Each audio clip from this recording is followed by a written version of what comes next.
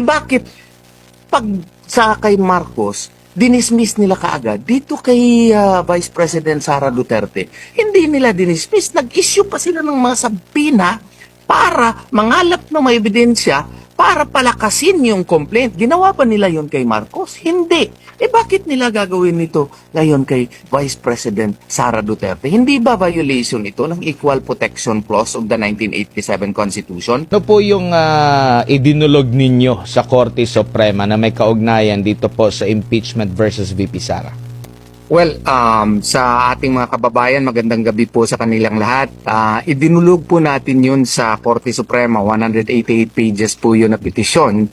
Kasi nga po sa tingin natin ay may grave abuse of discretion amounting to lack or excess of jurisdiction po ang ginawa yung House of Committee on Justice. Alam nyo po, under the 1987 Constitution, Article 8, Section 1, ang Korte Suprema po ay binigyan ng kapangyarihan ng ating saligang batas ng ating 1987 Constitution to look into the actions of other branches of government, including the House of Representatives and even the Committee on Justice, if they are performing within the allocated powers that they have under the 1987 Constitution.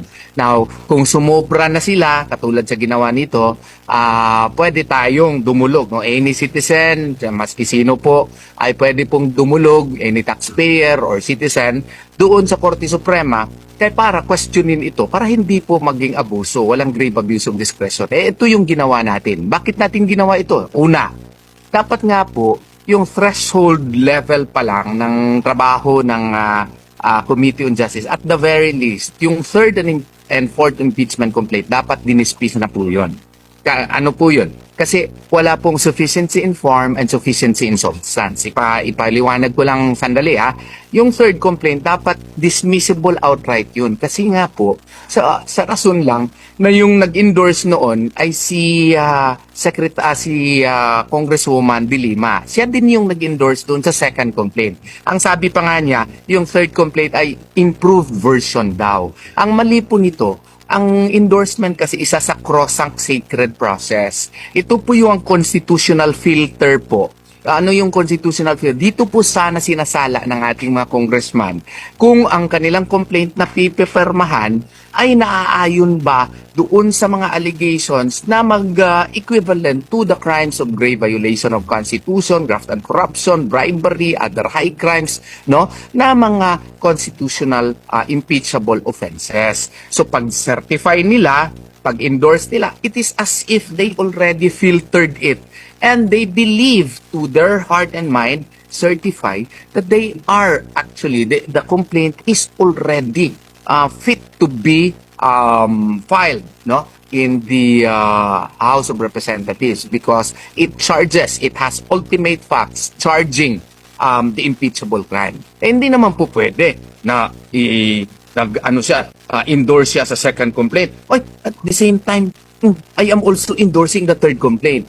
Violation po yan. Akin yan to a violation on non-forum shopping. Oo. Hindi po pwede na i-certify mo itong isa and at the same time certify din itong isa. Hindi na constitutional filter yan.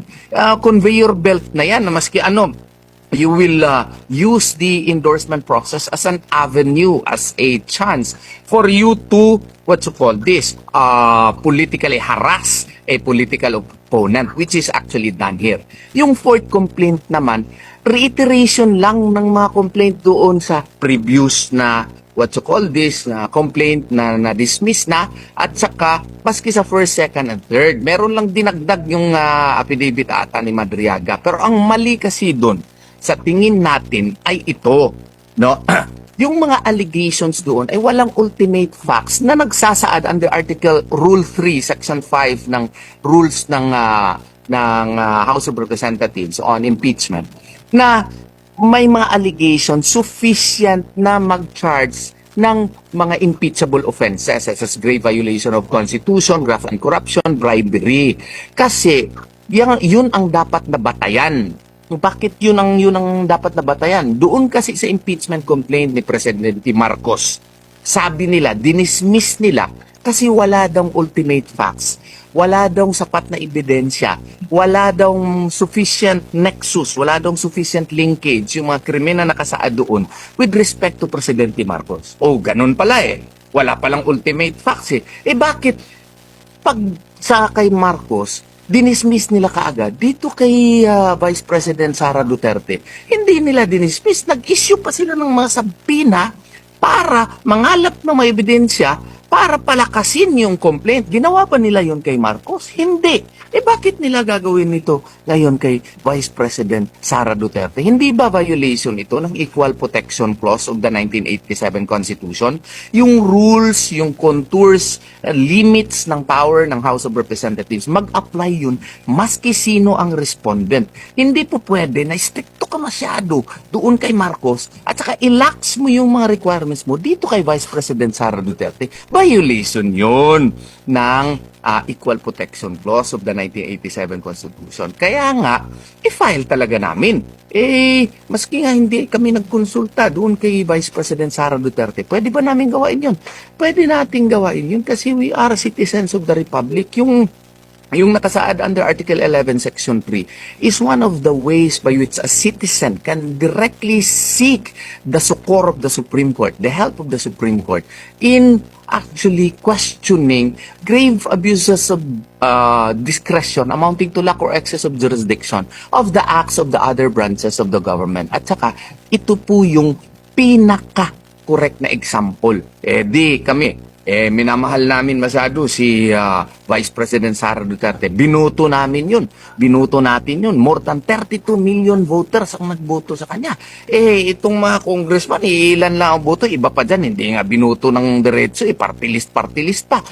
Ang bias pa. Sila pa yung complainant. Sila pa yung nag-endorse. Sila pa yung tumatayong ngayong napakaingay pa. Sila pa yung napakaingay. At sila pa yung mag-determine kung sufficient in substance ba, sufficient in form. Hindi man lang another ground nga din yan, hindi man lang nag-inhibit, pwede ba yun na sila na ang magiging investigator, sila na ang magngangalap ng ebidensya para palakasin, para ipahiya pa masyado si Vice President Sara Duterte na hindi naman yun sakop ng kanilang mga powers and authorities under the 1987 Constitution. So, siyempre, mag-file kami ng kaso. Kaya natin ginawa yun. What is good for the gander should be good for the goose. Meaning, kung anong standard na in-apply nyo yung pag-dismiss doon sa kaso against kay Presidente Marcos, dapat ganun din yung standard na ginamit ninyo kay VP Sara Duterte. Kaya nag-file tayo. Sakop ng kanilang mga powers and authorities under the 1987 Constitution. So, siyempre, mag-file kami ng kaso. Kaya natin ginawa yun. What is good for the gander should be good for the goose. Meaning, kung anong standard na in-apply nyo yung pag-dismiss doon sa kaso against kay Presidente Marcos, dapat ganun din yung standard na ginamit ninyo kay VP Sara Duterte. Kaya nag-file tayo.